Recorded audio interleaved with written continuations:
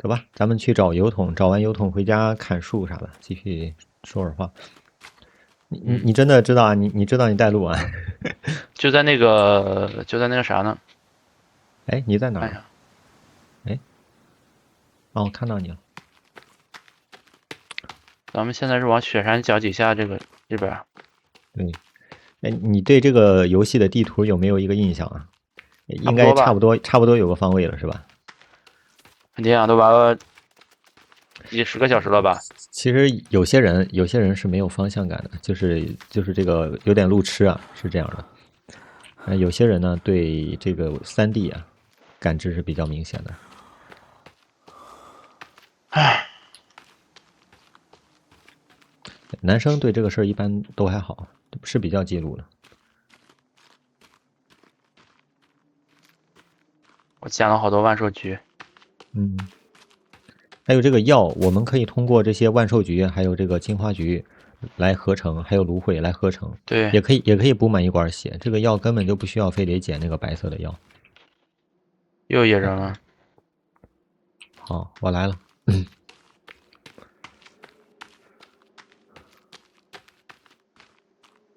哇，你离我这么远呀？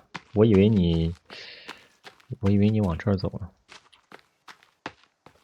白天这么亮的地方，你拿弓箭射就可以，拿弓箭射一打一个准儿，一打一个准儿。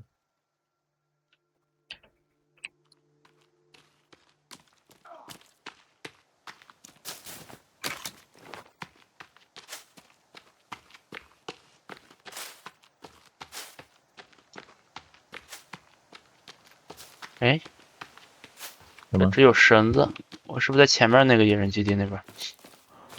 哦，找到了。哇，这么快就找到了？找到那个油桶了？对，过来吧。来了，我看到野人了。没关系，他好像暂时不看到了吗？往这儿走。看到了。看到油桶了吗？有两桶哦，被你捡了好像。啊？没有，我没看到啊。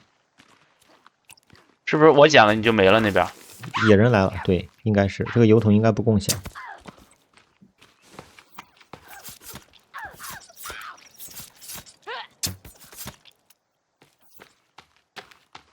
啊？我以为咱们跟那个绳子一样，那前面还有，这还有，好，看到了吗？这有两桶。我来了。这就你脚下看到了吗？没有啊？我这儿什么都没有啊，就在你脚下。我给你拍照，你看看。你不用拍，你不用拍，就咱俩应该是就是这个不同步。没事，你捡吧，谁捡都一样。看到了吗？我给你拍照了。我看看。哎，咱俩不一样，咱俩不一样。我这儿没有，你这儿有。这个油桶怎么显示不同步啊？没事，你把它都捡了吧，捡了然后补充一下。你是不是也快没了？我还有3个。那我现在有6个了。嗯不对，我现在有5个，应该是满上线了。嗯，5个咱们可以回家。没事，你多砍点树就行。行，我听到一声很奇葩的叫声啊，那个应该是个什么怪兽吧？别告诉我是香肠怪。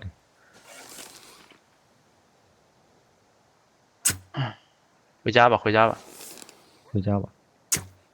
野人，看到了。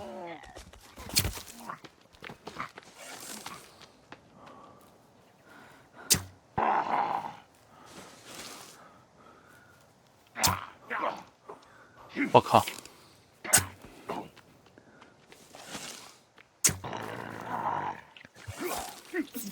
我还打不准了。我一直在用剑，终于射中一发。走回家。我倒地了。来就，哎呀，尴尬。主要是你不怎么喜欢用弓箭，你要是经常用弓箭，基本上没事儿。回家哎，我靠，这个，咱们怎么有这么多建筑啊？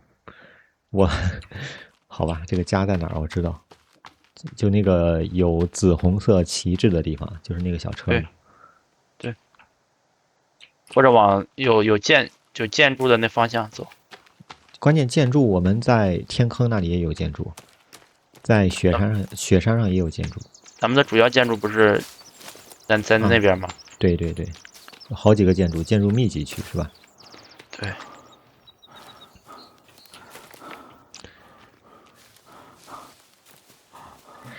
其实我最近怎么说呢？我又在就是有点反思反思就是这个说起来老生常谈，还是人生这个时间问题啊。就是我在想啊，就是你时常都会有一种感觉，就是当你看到一些人可能做的事情啊，就是比你就是有更长足的进步，就是走的可能比你更远，或者在某方面走的比你更远。你就会有一种感觉，就是想，哎，我以前几年的人生我在干什么？然后你就会想一想，你就会觉得懊悔，是吧？无论说你有怎样的客观情况，或者说你有你的路要走，这些话，这些去安慰人的话，怎么样？但是你都会有一种这种感觉，你会觉得，哎呀，时间有点浪费之类的，然后你就得不断的去反思，我会这样，我会这样。然后我就想想啊，这样子想事情确实是一种内耗啊，确实没有必要，但是这是人之常情，都会这么想。是。其实没办法，其实人就是这样的。你无论怎么过都会后悔的。其实就是你哪怕是你觉得那些人可能走的比你更远、更怎么样、更好之类的，但是他们也会后悔，为什么自己没有像我们这样的就是我们这些看着他羡慕他可能也会羡慕我们，就是这样。就是我们都没有经历过这样的人生。我觉得就是你不管干什么都有好处和坏处，就是好多人会把，就是我只看到了好处，没有看到坏处，然后就会拿自己的坏处，或者说就是拿自己的短处，就是拿自己的短处和那个去对比，然后人就会容易对就是这个时间里面的坏处给它去掉，然后光看到好处，看到别人的好处，对，是吧？睡觉吧，然后看自己呢，就会把这个好处去掉，然后只看坏处。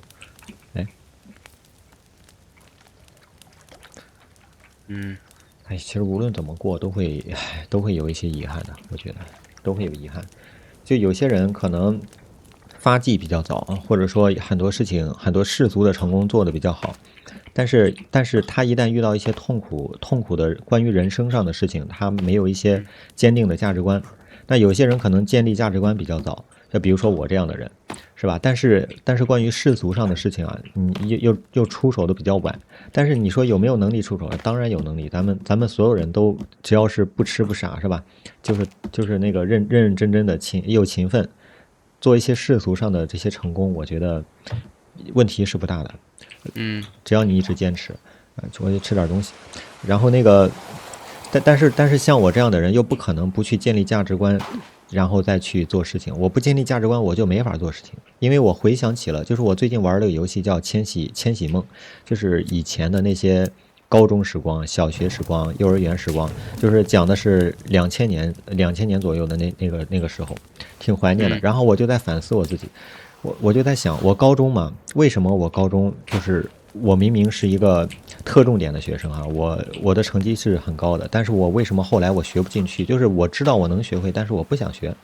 我不想学，为什么不想学呢？因为我觉得有很多事儿我没想明白。但是以我那时候的阅历和见识，我怎么可能想明白很多东西？我三观都没有确立呢。但我就觉得不对劲。但你说能让我不想吗？也不可能。就是我就是这样的人。那你说我后悔吗？我后悔吗？我觉得我这么从世俗的角度看，应该后悔，是吧？明明你有能力做好一些东西，做好一些事情，但是你怎么能不去做呢？但是你要是认真想一想，你要是不去想的话，你又不是你了。你不去想那些事情，对，你就不是你了。他就说有一个祖父悖论嘛，你这就说的有点像祖父悖论一样。对，是这样。就是你总是站在一种时光穿越或者时光穿梭的这种角度去思考问题，很多时候就是你思考的问题就是已经背离了你这个就是当时的这个时间的局限性。所以我就说嘛，这人生嘛，怎么过其实都是有遗憾的，遗憾。但是话又说过来，就是有遗憾也有精彩，就是相对的。就是你在遗憾的同时，你也有，就是可能你现在可能会觉得，哎呀，我这平平无奇或怎么样，但是等你再去回头再去看的时候啊，那时候也其实挺好的，或者再过几年你说让又会想现在觉得，哎，是吧？是这样的，你会这样吗？我肯是一个定会这样，比较怀旧的人啊，我也是，我这人比较我这人我也比较怀旧，特别怀旧。就是就是其他人我觉得我有时候也挺羡慕我有些朋友，他们对，就是那种活砍树砍树，在当下，就是嗯。特别能活在当下那种，就是对我也是，我有时候觉得就是，哎，就说点自以为是的话。我有时候觉得我很多朋友吧，你说聪明程度吧，我觉得我脑子是比他们快的，但是人家哈活得比我快乐，真的比我快乐，人对我家能够活也觉得是，在当下。就是我也是我好多朋友，我感觉就比如说我有一些朋友哈，一个嗯月拿个3、4千的工资，嗯，但是自己贷款还要去，就是说去全国各地去玩，然后也，然后人家就说了，人家就我跟他一说，我说那你为你未来去考虑，或者说什么？他说我现在就是想让我自己过得快乐，然后只有在这种快乐情况下，我才会就是说我才有能力或者说精力去考虑未来的事情。但是如果说让我每天就是说我现在去考虑未来的事情还不一定呢。那我就是先享受当下的人生，我觉得他其实也说的蛮，就是其实在在可能在之前哈，就是在我没跟他说之前，我觉得他可能就是那种可能呃，我觉得他还是就活的比较怎么对比较比较比较优潇洒，然后对比较比较潇嗯洒，但是话又说过来，我就觉得他又活那种怎么说呢，就是比较很在意当前，或者说就是没有长远这种规划。咱们毕竟是比如我那朋友也是男生嘛，我觉得嗯最起码男生就是你得为理性一家点是吧？庭或者为家庭啊，为未来呀、为你们的孩子是会有一些担当的。但是我觉得他就这种担当能力都没有，但是他又话又这样一说，我就觉得嗯也合理吧。我觉得我就觉得有点就觉得他们有这种心态，我觉得就挺好的。像我的话，就这种心态就不可能有，对，不可就是我能有哈。对我跟你说哈，就是我们有很多时候喜欢犯的一个错误就是自以为是。我们觉得，哎呀，这个人好像有点傻，哎，这个人的决定是吧，一点都不明智。但是你又怎么能够站到他的角度考虑问题呢？就比如说我，你说那时候高中学习，你要是跟我说，哎呀，好好学习就行了，想那么多干嘛？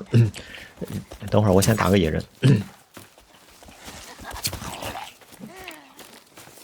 这野人怎么这么多？要不驱散一下？行，我们安心干活。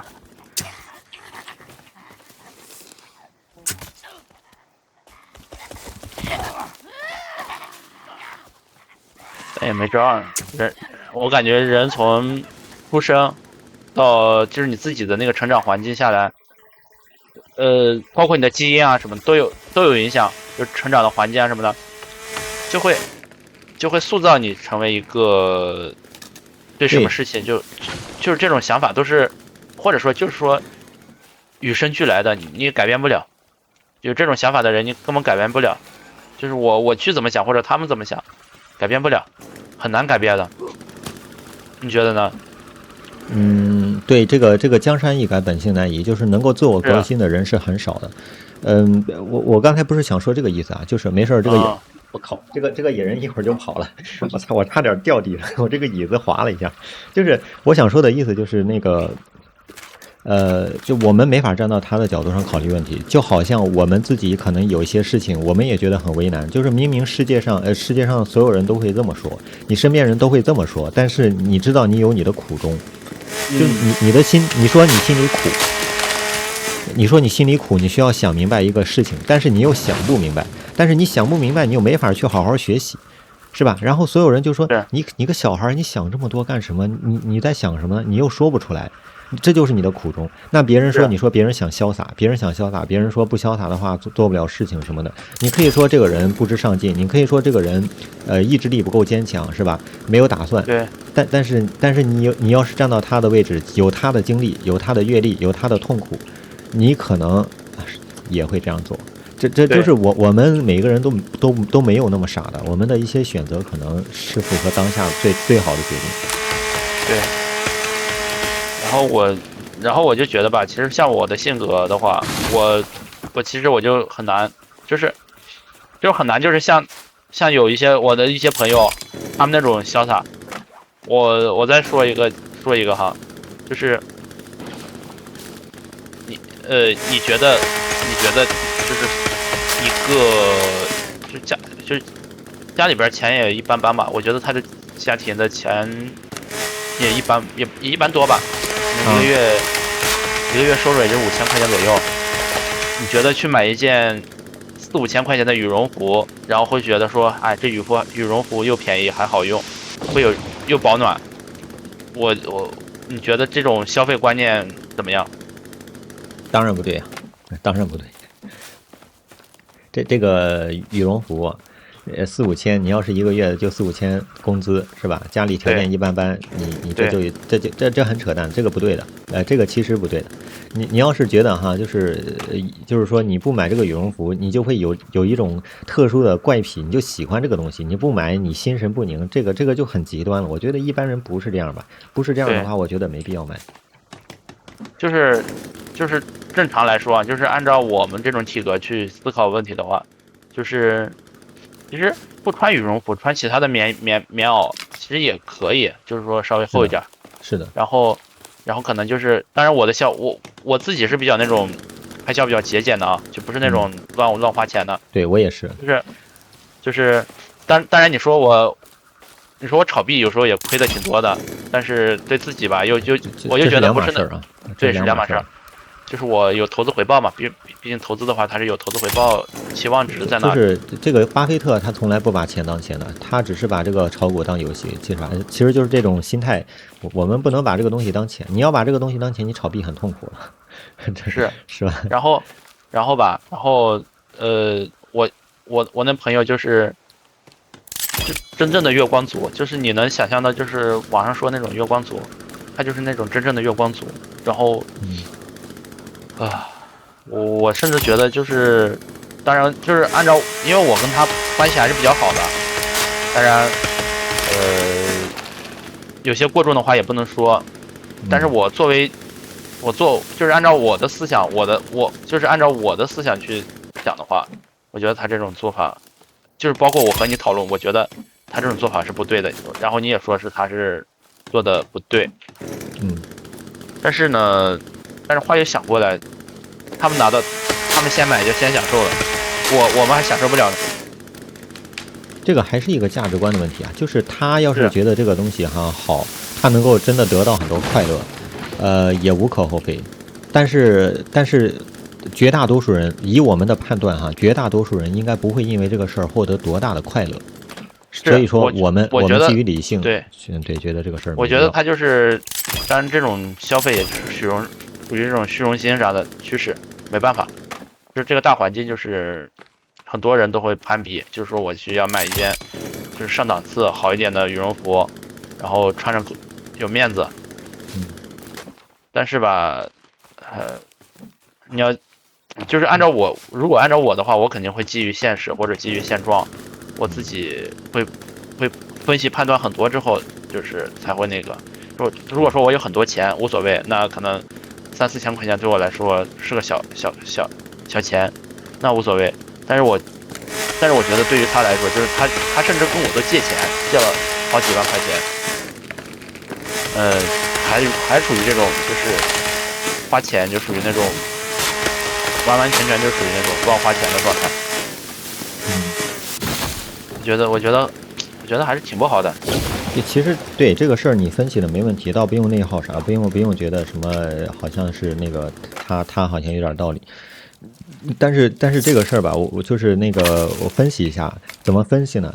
就是两个点，一个是客观，一个是主观。主观就是你买这个东西你会觉得很开心，无论是虚荣心也好，怎么样也好，这个是主观。那客观就是说，你买这个东西，你现在手里有多少钱？你买了之后，是吧？你的经济、你的财务状况会是什么样子？那么，咱们是从主观和客观上都不会选择的，他可能是从主观上能够选择的，但是客观条件也很残酷啊。所以说，其实他也不应该买。所以说这个事儿吧，他确实做的非常的欠考虑。是吧？他客观条件要是说他财务状况还可以，但是他由于受虚荣心的蛊惑，是吧？他去买这个东西，那倒也还好，只能说他这个人吧，他目前处于这个阶段，处于这个还需要虚荣心来填补的阶段。但是你如果客观情况都不好，都需要借朋友钱去买了，那就太扯了，太扯了。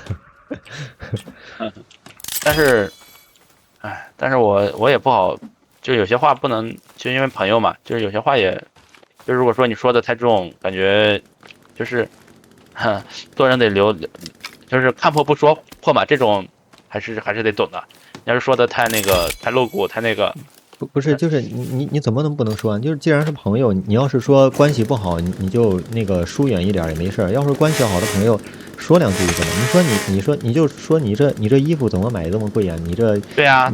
但对啊，是我不能评价，我不能说是对我只能说你的衣服买的很贵，或者说我只能说，对你要就是说你现在手里没钱，然后你得节约点花，然后什么。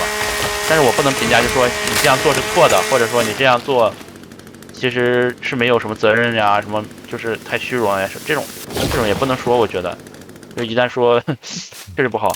你知道，就可能如果是我的话，就如果我是你的话，我有这样的朋友，你知道我会怎么说吗？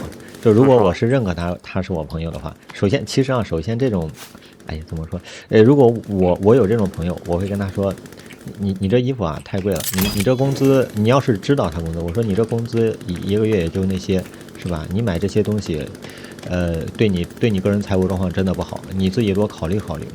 对吧？我就提个醒，我不管他怎么样，我也不是说非得让他按照我的怎么样，我就是提个醒，我就说完话就行了。他要是觉得我说这些话不合适，那是他的问题，就这个朋友可以不交了。但是你说出来就那个你就没必要就觉得哎呀我有想说啊，我就觉得哎这个朋友说这话不好。因为，主要因为我的这些朋友都属于那种，就是小学之前就认识的，然后这种属于发小这种级别了。嗯，但是确实我感觉就是太那啥了，哎，又没油了，太虚荣了，你知道吧？也许你，哎算了，这话我还是别说了。反正嗯，反正你觉得我操，你一直在打我，就是还有我在砍树啊。我知道我撞你电锯上了。你有嗯，没有发现我是那种啥话都爱说的呢？就是啥话都爱直说的。就是我基本上不藏着掖着。我对于这些事儿我不喜欢内耗。但如果是我说话重了，我会那个我会反思，我会道歉。但如果我那个没有说出来的话，我会想办法说出来的。就我觉得这样挺好的，就你坦对，荡点儿，你第一不内耗自己，是吧？第二你不让别人内耗你，我觉得这样挺好。是，啊，不过你哎，你说你那些朋友就是从小认识啊，然后就是你不好意思说什么的，这个也是情况之一吧，情况之一。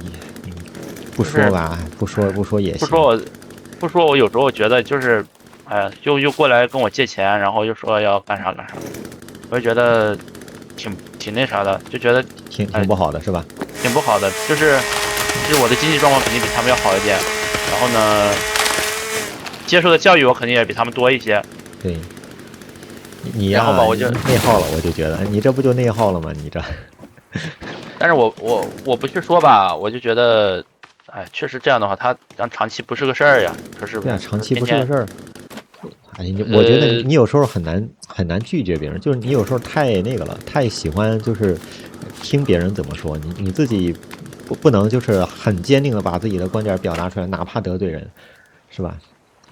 你可能需要修嗯，炼修炼自己这一方面我觉得你是这样，这是，样就是做朋友吧，做朋友好归好，但是你不能当一个烂好人，当一个烂好人吧，你对自己有内耗，而且对别人也不见得有好处，对别人不见得有好处。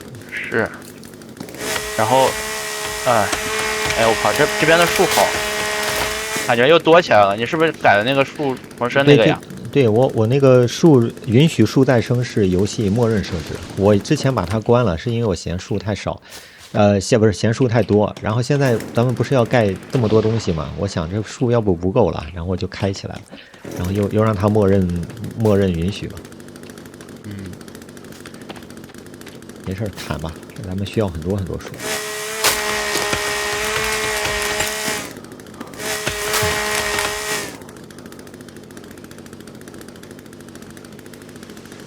其实就活在当下这句话，我觉得是很对，但是这句话太难做到了，太难做到了。就王阳明哈，他说的那个此心光明，夫复何求？哎，这境界太高了。是，我觉得就是，可能跟我从小接触的教育啊，家里的这种各种各样的有关系哈。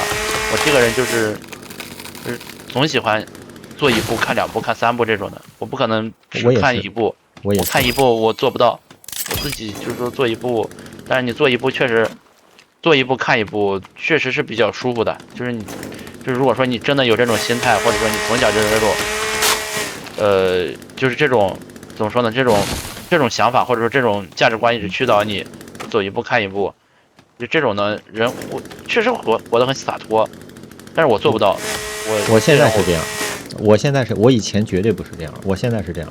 我以前也是咱们以前要是认识啊，就是高中或者啥的，我觉得应该也是那种挺像的那种朋友，是吧？但是我以前会做一步想好几步，现在不这么想了。因为就是当你经历了这个痛苦啊或者挫折多了之后，你慢慢的发现。你想那么多，其实也没有用，也没有于事无补。你倒不如潇洒一点，就是当你真的受苦受多了之后，你就会去他妈。啊，也是吧。我是有这种感觉的。咱们这个，咱们可能经历不一样，就是我是有这种感觉的。当然看一步算一步，就是有些事情是这样的，但是就比如说你就是大的这种。但是你要是就是你做任何一件事情的时候，但是我觉得很多时候还是对，还是个度嘛，还是个你会去考虑为了可持续性发展呀之类的会去考虑。首先是一个战略规划一定要有，但是战术上你要是想多了的话，你就踟蹰不前了，对吧？所以说就是个度的问题。就是比如说再举个例子哈，就是比如说这个人和人之间交往一样。如果说我只是想把你当成一次性的朋友，就是我这次打完交道，下次不打交道了，那我就会就是如果说就是有一些就是不少人哈，就他们的做法就是让人很匪夷所思。就比如说就是那种包括就像客栈的这种店铺上做生意这些人，他就是各种收割各种就是割瓜，你知道吧？但是你要是放长远这种的人，就是稍微长远一点，他可能不会这么过分的。比如说，就像你之前咱们一直说的什么手机业务员啊什么的，就是给你推销业务的这些，我觉得就是他们特别坏，就是因为他们本来就是处于一种想法，就是他们做事啊干啥的时候都是没有想着可持续发展，就是没有想着去下一次跟你怎么打交道，下一次如果遇到你会怎么办，都没有这种想法，就说睡觉吧，是不是差不多？对，睡个觉。就是我觉得他但凡就是说是要是会想着就是说，假如我跟你这次我这次欺骗了你，或者说我这次对你做了什么不好的事情，或者说我怎么着，还差一点时间，还差一点。对，那下一次的话咋办？什么？下一次就是说下次遇到了会咋办？你是说在说这个事儿吗？对，我没有说睡觉。我就觉得这些人就很目光很短浅，但是你要是格局，就是很多人要是格局大一点，对，格局大一点的话，我觉得28定律一直有的。你说这个世界上所有的人都去目光长远，然后大家互相友爱、互相尊重别人，就没有战争了，就没有现在这些破事儿了。你打我，我打你的。就没有那么多人有那种就是想长远发展的这种想法，就是长期主义啊，这个事儿，很多人是真的不能坚持的，因为坚持它有很多痛苦，我自己都体会到，坚持长期主义真的挺痛苦的，就是在你感受到它的好处之前，真的挺痛苦的。是，咱们还差270块木头，应该也快了。今天把木头修完，我要准备去吃饭了，中午。好，好，然后我要不现在点个外卖？好，你点。主要是来聊聊天嘛，聊聊天挺好。你一般中午吃啥？自己做吗？还是？对，肯定自己做，我不吃外卖。我那个对食品安全我是有那个的，我是有芥蒂的。我真的，哎，说实话，外卖你也少吃啊。就我不知道那些人啊，在后厨里给我他妈怎么做的，他们又不是给自己做是吧？这还是咱们说的那一次性的买卖，一次性的事儿。他不在乎你啊，他不在乎你。所以这个自己的这个食品安全还是得注意的。但是没办法，有时候你没条件做。我是一个是懒，不是懒，是我去我姑家，我就肯定是自己做饭嘛。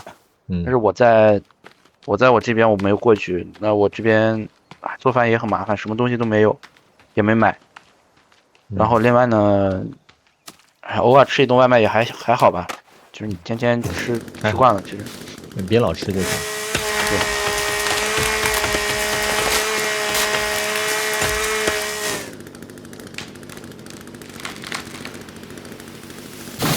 活在当下呀，好难呀！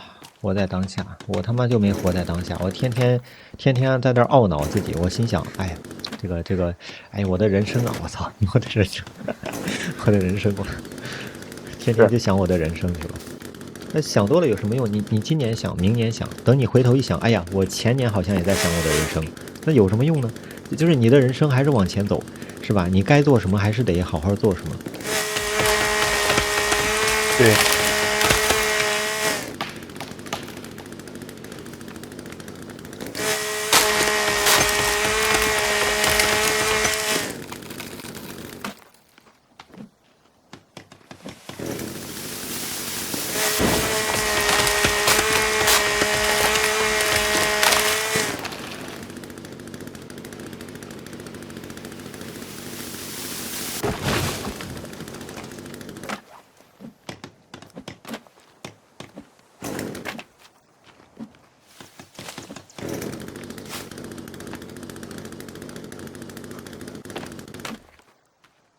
我这点外卖还附近没有啥吃的呢，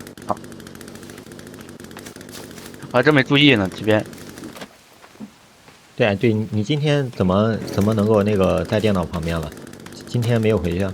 没有回去，我今天有点事儿，然后我待会儿在电脑上弄个事儿，然后今天还约了那个换锁，我这边锁有点问题，让他修锁的师傅过来帮我换个锁。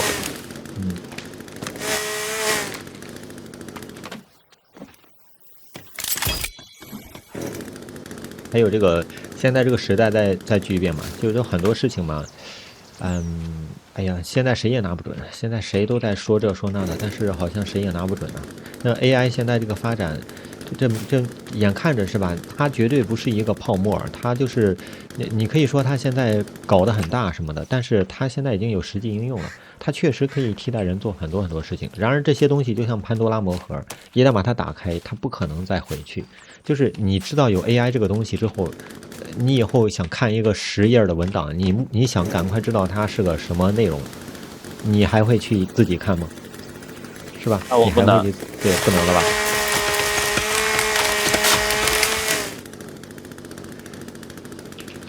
所以这个潘多拉魔盒已经打开了，这个 AI 它有实际效应，而且它这些缺点吧。我不知道什么时候能攻克，但是就 AI 的缺点，但是现在这个事儿已经是能够影响到人类社会了，很多很多了。比如说这个工作嘛，首先就是职业问题，很多人以后那个在这个具身智能，就是把 AI 装到机器人身上，是吧？然后那个体力活或一些简单的工作，很多人都没法去做了。那机器人不用休息，而且也不用给他发工资，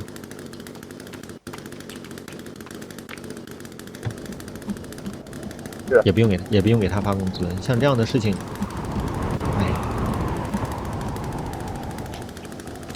影响挺大的。但谁也不知道以后会怎么样。我跟你说，像北京这边现在都有，就是那种无人无人无人驾驶的那个出租车，挺多的。无人我那驾天驶是谁做的？百度吗？还是什么？我那天坐的叫小马，小马？小小马？小马，反正叫小马，啊，小马驾驶还是什么小马，还挺便宜的。我那天打车比打车便宜吗？比打车便宜，现在都被资本做了局，就是前期给你搞优惠，然后后边慢慢垄断，挺便宜的。那天给我有折扣嘛，折扣完之后好像8块钱吧。特斯拉的 FSD 挺好，特斯拉的 FSD 目前在美国特别好，但是中国的好像没怎么训练过，好像就是数据问题吧，数据问题，哦，训是吗？练的比较对，在美国特别好的，我靠，这个特斯拉 FSD 特别聪明，特别好。我看过他的很多表现，就在 YouTube 视频上看过，就是嗯，他是完全靠视觉的，就是马斯克啊，他做事儿啊挺第一性原理的。他心想，既然我们人开车是吧，我们是靠眼睛、大脑，那 AI 它既然是仿照我们神经网络靠大脑来就是靠这个也是大脑原理工作的，那为什么不能给它输入图像呢？也是靠眼睛的，好，那就给它装图像。结果在特斯拉车上全都是摄像头，是吧？可以搞得比较那个比特流比较小一点，比如说搞成黑白的，搞成什么什么的，只要能看清楚前面有个东西就行了，就是这样。然对后它也没有什么雷达，但是你看人家就是做的很好，它确实这个自动驾驶很安全，它至少不会给你出太多那种安全问题，它有可能反应比人还要快。我特斯拉这个 FSD 我是真想好好试一下，但是在中国好像不太表现应该不太好，关键是中国还有很多很多那种骑三轮车的老大爷老大妈，这路况太复杂了。其实说路况复杂吧，其实你要是真正的做到这个，真正的去那个倒还好，就是会专门去做这种，就是比如像就像在北京城市里边吧，其实那种那种人是走不了的，就大爷大妈骑三轮车那种是上不了路的，主路的上不了，你只能去辅路走。然后像这种正常来说，这种行驶都在主路上嘛。可是这是北京啊，这全国这么多城市都能这样吗？是吧？你到最后是就是几个大城市比较规划的比较好，那小地方小县城，那不都是乱骑吗？对吧？是，哦，好在美国它的这个也是靠右走嘛，哎，这个应该没啥关系。我靠，这野人吗？有野人，哦，我靠，下长怪，还是什么腊肠怪？哇，哎，正好让他帮他们砍砍树，帮他们砍一下树也可以。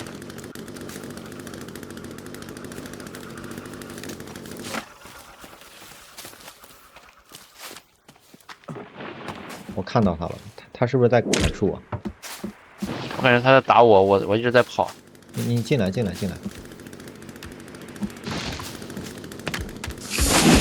没事，他进不来，用箭射都能射死。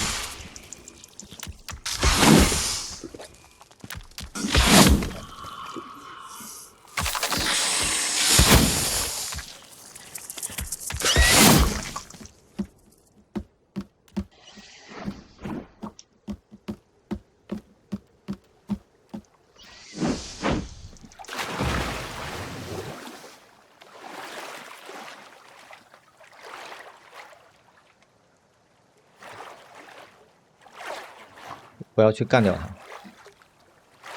嗯，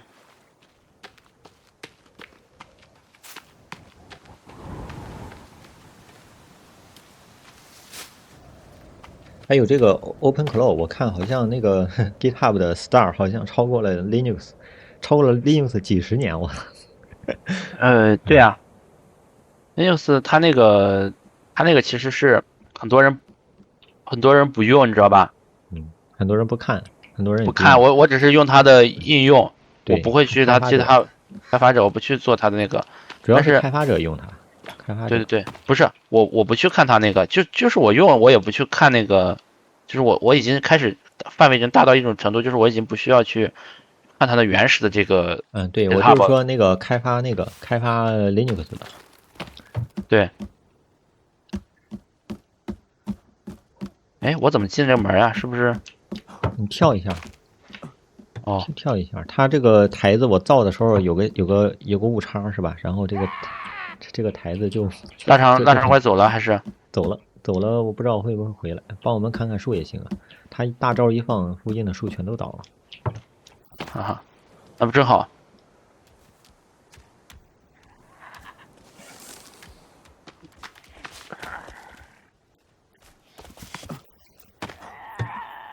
我怎么听着好像有那个变异体啊？有野人，变异体声哦，有野人是吧？在这边。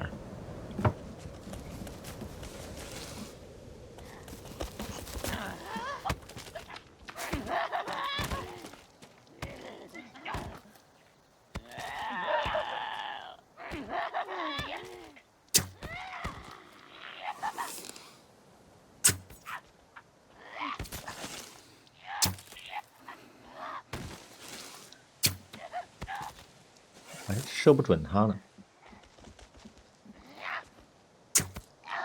好了，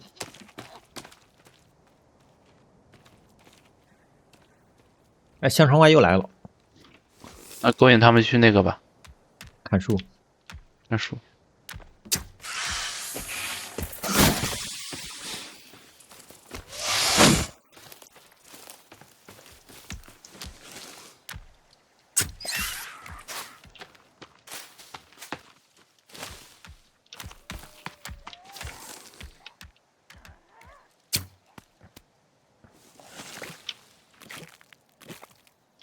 他在吐石英。我靠，跳过来了！哦，太好了，太好了！我靠，我被打死了。我来救你。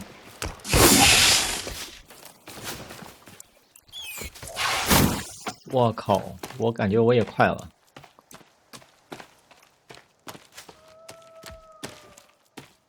我来救你，我来救你。嗯，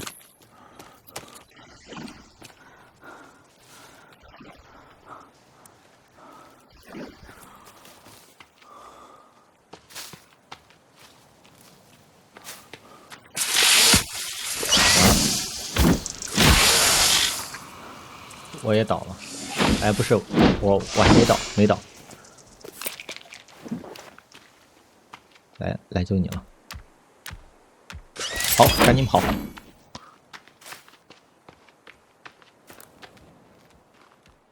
好。啊，我又倒了，我被香肠怪打了，我靠！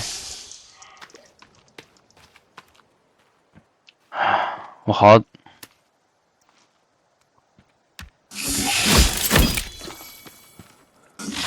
哎，又倒了。没事没事没事，我先把他打死吧。好，我靠！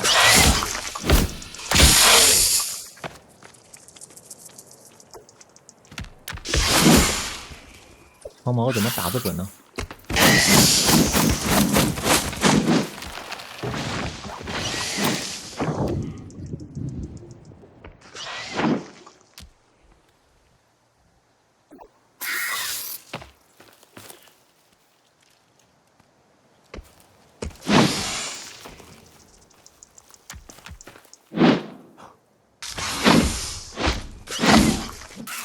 好了，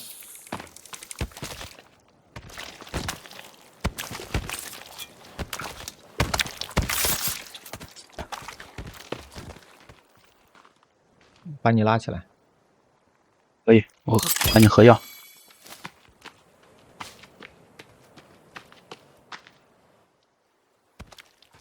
分裂了。香肠怪吗？对，香肠怪。应该没有了吧？它不分离了。好了，我得去水里面洗一下。对我也去。我靠怎么，样？强悍吧？我靠，你还是厉害的。绝境之下，不仅打死他，还救了你，然后还把他那个之后的那个重生的那个复制也给他打了。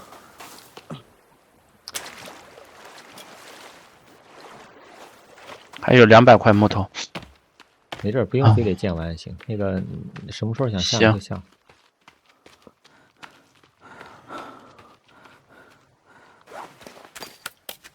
哎，向上怪这腿没了，为啥？刚才有，突然就消失了。他自己会消失的。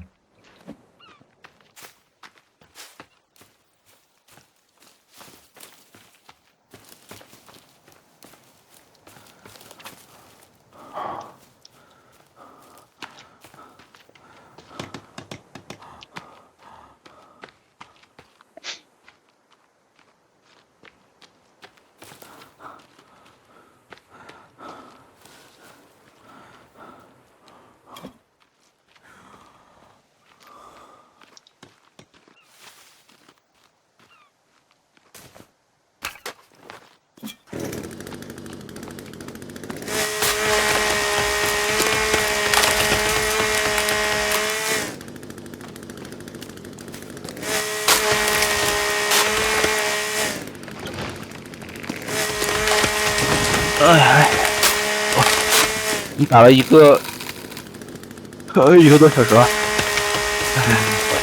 这是我们玩的最长的一次了，我觉得。是吧？对。我已经有点打不动了。是吗？要下线吗？再砍100块木头吧。去看看风景，待着也行，待着也行。要不就是你干活的了，我都感觉很愧疚。没事儿没事儿，这聊天嘛，无所谓。手上有个事儿干。你要是那个什么，你去瞭望台上看风景吧。我建的都挺好的，你参观参观。可以。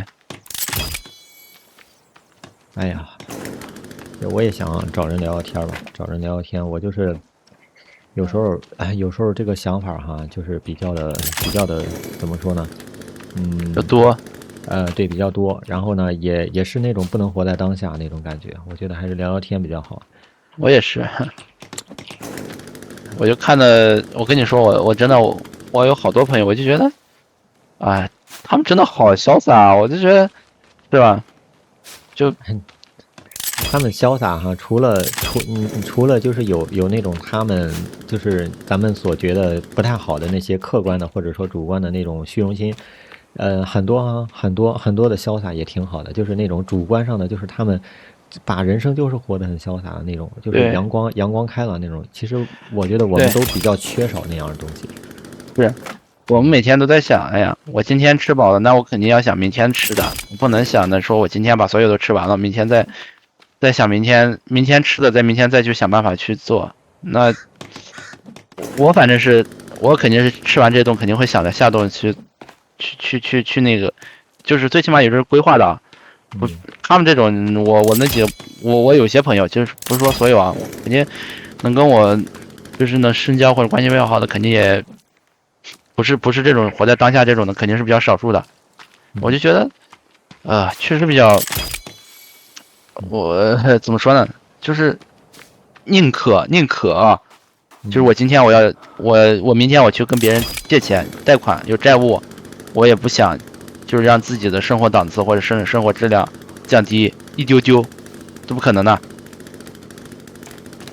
这个我一点都不认可。哎呀，我是觉得不能这么搞。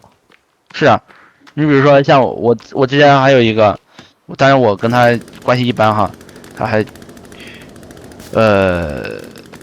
他要出去旅游，对，是旅游，然后自己可能就只有2、3千块钱的存款吧，然后他还为了摆排场，他要给别人送礼，就是从别的地方旅游回来要带特产，然后就跟别人借钱，就还借了不少呢，借了4、5千块钱吧。当时就是当时的4、5千块钱，这是好多年前的，那个时候我还在上学吧，就借4、5千块钱，然后去给别人带特产，给别人买特产去送礼，然后后边吧，就自己又没有任何的就是那种实际性的经济来源，可能就把他拖了2年吧，2、3年，就疫情那2、3年，又拖了2、3年，就自己没有什么工作，然后也没有这种，就是那种怎么说吧，就是有这种收入，然后他自己就带了小30万，就是这么离谱吗？你这朋友怎么都这么离谱？就是我不算是，只是说不是很熟，就是说只是就认识啊。然后他自己还过得很开心快乐，你知道吧？这种就是他这种精神状况，我就觉得像我的话，我要是有这种债务，我可能每天都睡不着觉，我都可能压得我自己难受的喘不过气儿。他还自己过得很潇洒，然后还偶尔还要去就是说那种高消费的场所去消费一下，然后还发个朋友圈。你知道这个世界真是太大了，我们见识还是太小了。是啊，我就是换作是你，我就是他可能债务也没有30万可能夸张了，可能是20万到30万之间，这是我听人说的。就是没有疫情，然后他自己没有啥工作，然后他自己又想着去，就各种贷吧，就是抖音啊那种，反正都快变成黑户了，就这种状况。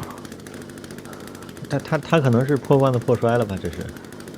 但是对你即使破罐子破摔，我觉得你也不至于就是说你还去炫耀，就是在朋友圈这种属于炫耀吧。睡个觉，那要不存个档下线了吧？我有点干不动了。啊，行，走，睡个觉，先睡个觉，再存个档。行。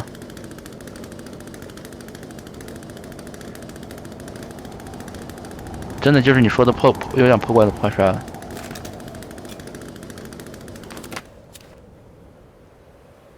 还是个价值观的问题，我觉得人还是要有一个战略规划的，就是价值观嘛，就是你要有一个选择的路径，或者你以后想怎么做。然后他当时跟我又有不久之前吧，又跟我借钱，他说他要还信用卡还是干啥，我直接没有给他借，我直接狠狠的拒绝了，我说我不会借，我给你1分钱都不会借的，因为除非你自己找到一个稳定的收入来源，就是说你不管你这个哈，你就不用说了，就是我觉得你还是太仁慈了，你别管他找不找什么，你就跟他说，你就别借就行，你就不借就行了，你不用跟他说什么他除非找到你这个太仁慈了。我当时很生气，你知道吧？你生气，你就更不应该说这么仁慈的话。他刚开始刚开始跟我借钱，我是委婉的拒绝他，我说我手头没有，我现在有啥事儿，我就找了个借口，当然也是撒谎，有点撒谎啊，我觉得也不是那个。然后他又反过头来说让我跟谁去借钱，借完之后借给他，他说那个肯定有钱。你这个朋友，然后我就很生气，我就直接怼了他一句，我说我这里有认识那种黑贷的，你要不我认识有贷款的，要不给你微信推给你。我说除非你找到稳定的收入来源，比如说你去上班，就是工地上班打螺丝，经常打螺丝。之前我是1分钱不会借给你的，因为按你这个状况，我借给你的钱也不会还给我的。对呀，他绝对不会还给你啊。对啊，我就这样一说，然后我就电话挂了，我就很生气。其他的事我也不管了，最近也没有再也没有联系过我。你这都是什么朋友啊？我觉得你也应该像我一样清理一下自己的朋友啊。你这朋友这一看就不像个好人呢，这太过分了。他怎么能让你去借钱给他去？小学同学。对呀，那小学同学也不能都当朋友吧？他一看但是也算亲戚啊。亲戚，要不我怎么知道他在底细贷了多少钱？这是我爸我妈说的。亲戚又是亲戚，就是有点，应该是我奶，不是我奶奶那边他的那个娘家那边的亲戚。别管亲戚还是小学同学哈，就是你首先把他当个人看，你首先你就看这个人怎么样，这个人不好，他是不是亲戚都无所谓。对啊，我肯定是我不借他的原因就是我已经知道，就是我已经不惜于得罪他。然然后在我后边他说那句话让我去跟别人借钱，再借给他的时候，我已经很生气了。我不借给你，那是我的权利，或者说我的自由，你不可能强迫我给你借钱吧？另外呢，我好奇啊，就是他们什么教育背景啊？他们大专啊，大专，但是高中是我一个校友，高中都属于校友，他是那种高考没考，中考没考上，然后家里掏了点钱，然后去我们那边的学校去做那种借读生，高中跟我一个学校。然后高考又考了2年吧，2年还是3年，反正考了好多年，因为他比我还要大1岁还是2岁，但是我毕业比他早，我感觉我比他要早4、5年呢，还是5、6年的样子，就刚好在疫情的时候，那个时候他才毕业吧，他才开始就是正儿八经开始去找工作，然后那种，哎呀，离谱啊！我就觉得，而且吧，就是真的就是当我爸妈跟我说完那个之后，我就对他已经有很大的成见了。就说你去，你说才20岁，你就跟个老赖然后一样的贷了好多钱，然后也被法院各种传送，就是那种限制的那种，就是高铁都坐不了，就是他已经属于征信黑名单了啊。然后高铁都做不了，哎，限制高消费，高铁就是之前罗永浩什么被限制高消费，他高铁应该能坐吧？飞机坐不了吧？那我就不知道，我只是听我妈说的，我具体我不知道，就是说到底限制啥我不知道，但是我听我妈就说已经被限制，就是说他已经属于那种，对，他已经属于就是征信黑名单呗，对，拉进那种银行的征信系统的黑名单了。然后我想，哎呀，你才毕业4、5年、3、4年，然后也才不到30岁吧，你已经就搞得这样烂，非常臭了，你说你，是吧？还是个价值观问题，对自己的人生没有一个想法，没有一个规划，他，对吧？就是得过且过呗，这个不值得我们推崇，这不是活在当下，这他妈是，这叫什么呀？这叫不是我，但是我就觉得他自我的状态又很好，你知道吧？就别人都觉得他这种人都很。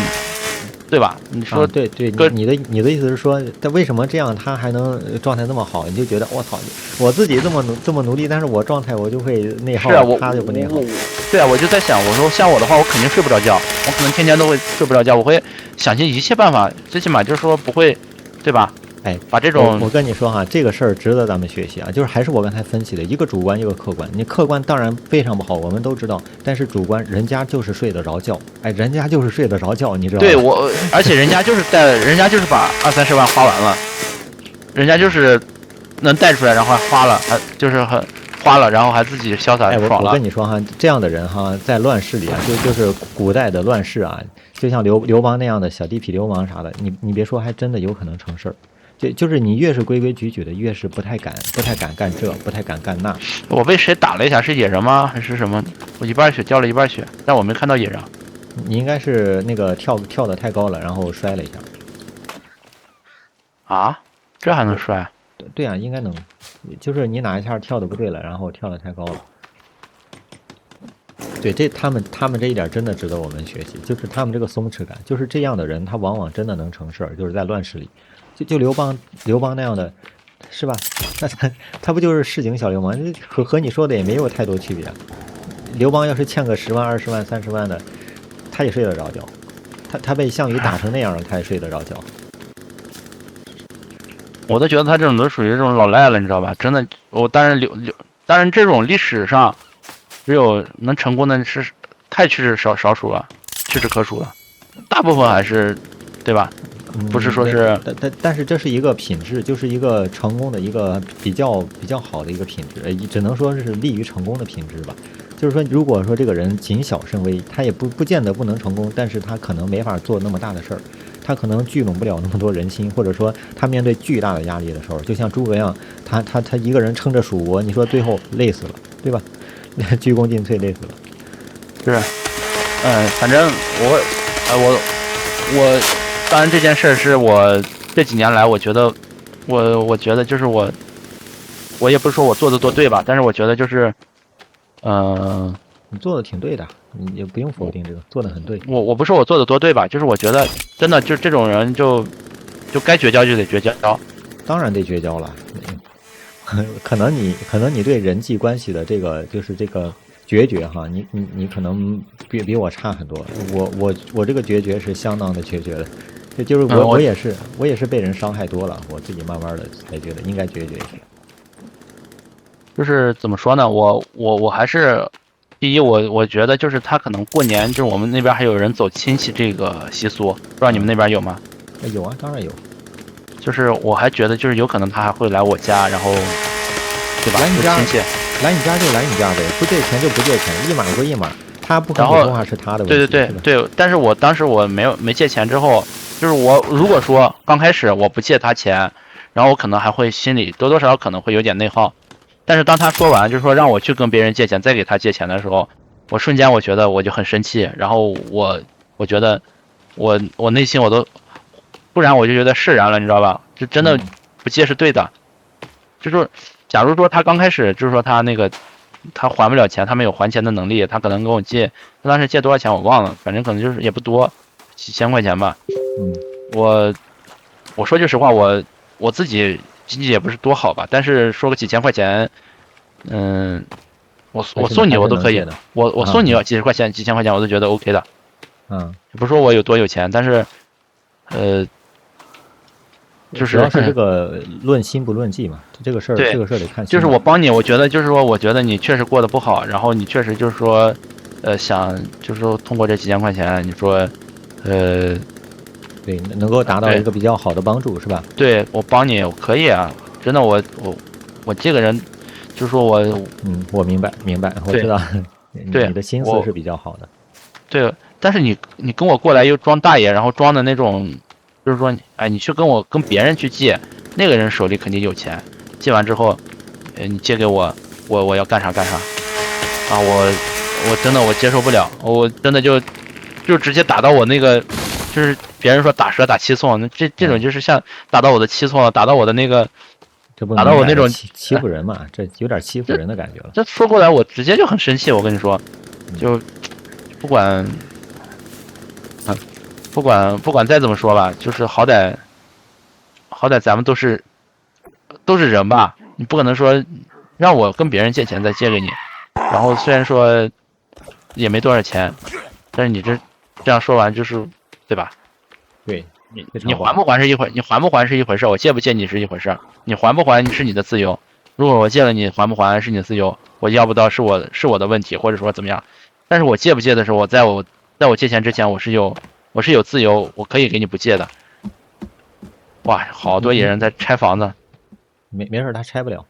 其实你以后你就不应该让这样的声音出现在你面前。你不是说你要拒绝，就是你拒绝，首先这个事儿没有任何问题，你要毫不犹豫的拒绝。再一个呢，你以后应该清理自己的朋友这个圈子，真的。这样的声音就不应该出现在你的面前，就不应该有人站在你跟前说你跟别人借钱，然后借给我。哇操，这他妈什么事儿？有人要是敢跟我这么说话，你看我能不能骂死他？怎么可能让这样的人跟我说话？你也不应该让这样的人就是围绕在你身上。是，但是确实是我，你可能要反思自己的这个什么呀？这个交友啊，这个，包括你自己的这个内心嘛，包括你就是善良，你也应该有那个有锋芒的善良，是吧？这个东西需要挺长时间克服的，不是说一句话说就能说，哎呀，我就能有锋芒的善良什么的，不是这样的。我以前也挺烂好人的。但也是吃亏吃多了吧？吃亏吃多了，你见识过更多的人心黑暗之后，你自然而然的会生出这种自我保护的这种感觉，自然而然的。对，但是还是少受伤害吧，我觉得。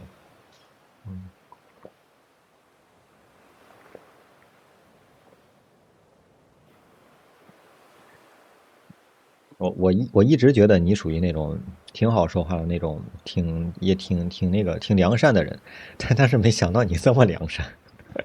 我真的我都觉得我也不是我有多好吧，但是我觉得我这个人真的我真的不会做到伤害别人那种事儿，就是一点我都做不了。我跟你说我之前不是跟别人炒币啊啥的，就我在群里边有些人亏了，我都想着去给他退钱的。因为是我喊他们去玩炒币的，都有这种感觉，你知道吗？哎我吐了，我都很无语，我为什么会这么，我为什么会这么会这样呢？想是吧？对啊，你觉得这是不是与我们的就是成长环境、教育环境有关系啊？教育经历，就是说你我觉得小时候有关系，就对顺从我父惯了是吧？母就是我父母就是对我父母从小就是说要就是做善良啊什么这种，从小就教的，也可能就是家里人就从小就教我啊，对，可就是能就是我父母家里人比较老实是吧？家里人比较老实，然后呢，他的对你的教育，再加上那个学校里的教育，说我们都要做一个良善的人，自然而然的形成的。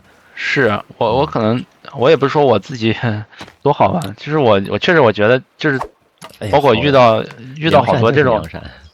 嗯，但是确实我觉得我还是觉得那个什么，我不是那对，种没有那么坏。嗯。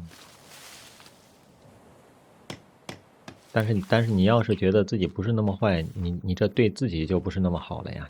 你这个是，要是给你自己造成很多内耗，你这就不是什么好事情了。你要对别人好，首先也应该先对自己好啊，是吧？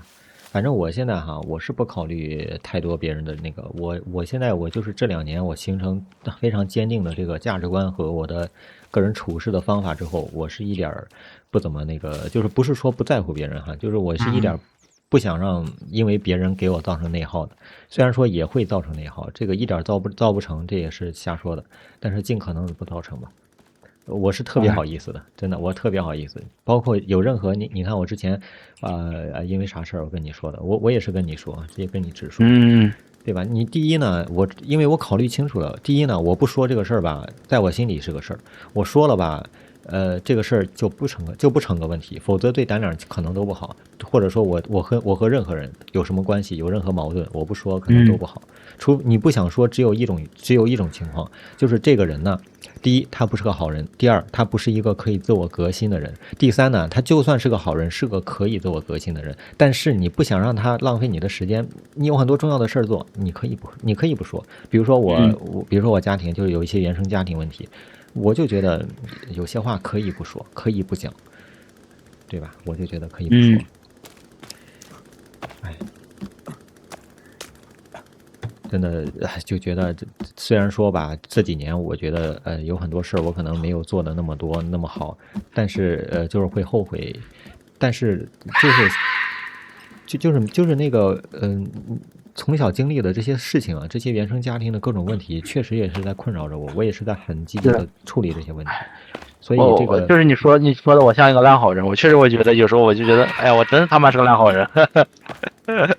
对对，你看，就包括你烂好人这个事情，就是我们都需要花时间去对抗。你说你用半年的时间，用1年的时间反思这些事情，你花了很多时间去反思，然后导致你有一些事情没有做得那么好。但是你这个人，从底层你也改变了，你也提升了，是吧？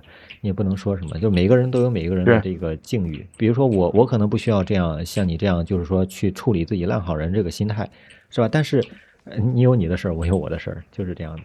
还有活在当嗯下，所以说这个你把这些事儿想通之后，你就可以面对别人，你就是不骄，你也不会产生自卑的那种，不会骄傲，也不会自卑，是吧？不以是，物喜，不以己悲。所以说这个人的这个思考啊是很重要的，很重要很重要。你不思考完啊，贪嗔痴慢疑这些东西都会来的。嗯，是。哎，马上建完了，要不把这85块木头砍完，我就下线吧。我操，这么猛啊！你不是说扛不住了吗？我我跟你说，我现在玩游戏玩的时间一长，我觉得你说我电脑前面坐的时间长些，但是这种玩游戏还是挺那个啥的，对我来说还是有点难度的，真的。有啥难度？这不就是坐在电脑前动一动鼠标啊？有什么难的？可能每个人遇见的困难是不一样的。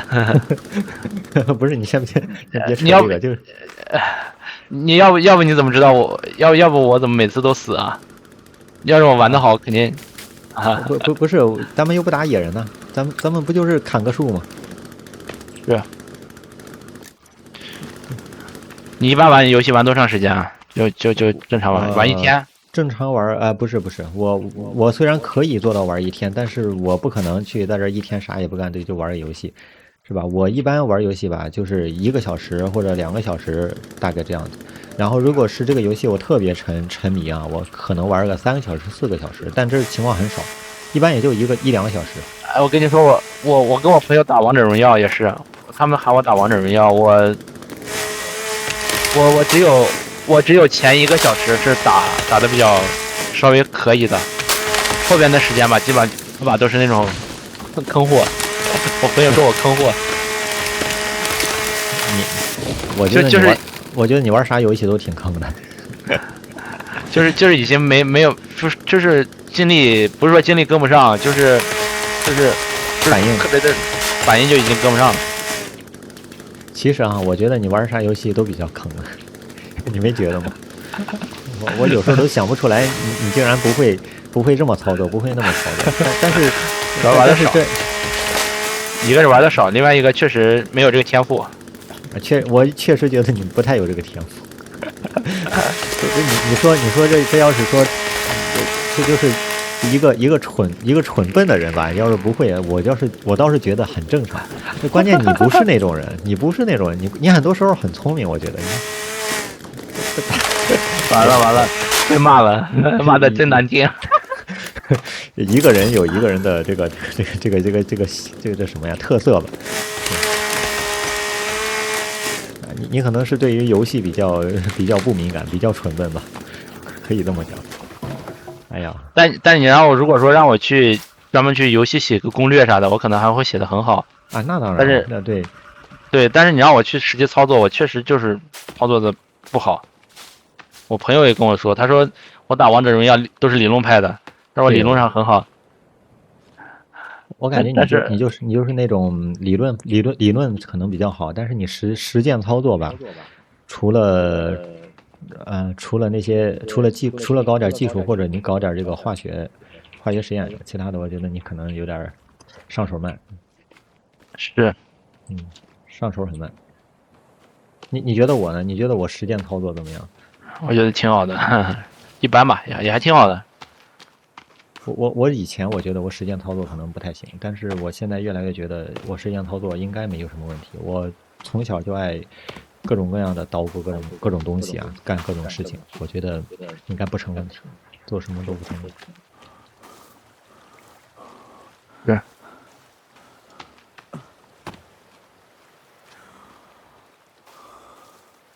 我觉得还行吧，这个游戏我玩的挺好的吧，是吧？我觉得玩挺好的，都能带我飞了。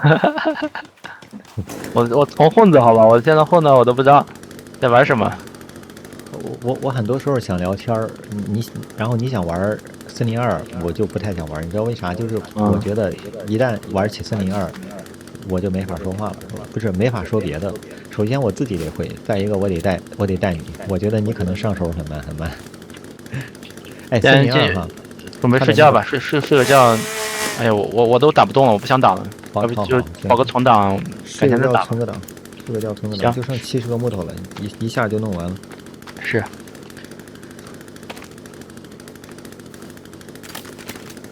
闲着没事聊聊天挺好的，我觉得你就是平常可以腾出点时间来嘛，玩一玩，或者说周末啥的。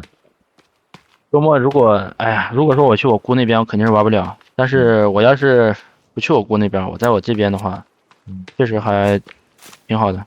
你天天整这么忙，你不觉得挺累的吗？挺累的吗？你有没有觉得？心不累？我说你天天整这么忙，你心不累吗？心不累的话就还好，身累心不累就还好。还好吧。来睡个觉。哎，还好吧，就还年轻，可能享受生活嘛，不要搞得这么累啊！我觉得你可能松弛感，我松弛感就算少的了，我感觉你松弛感比我还少。是吧？好，存完档了。我下了啊。好，我也下了。好，改天再打。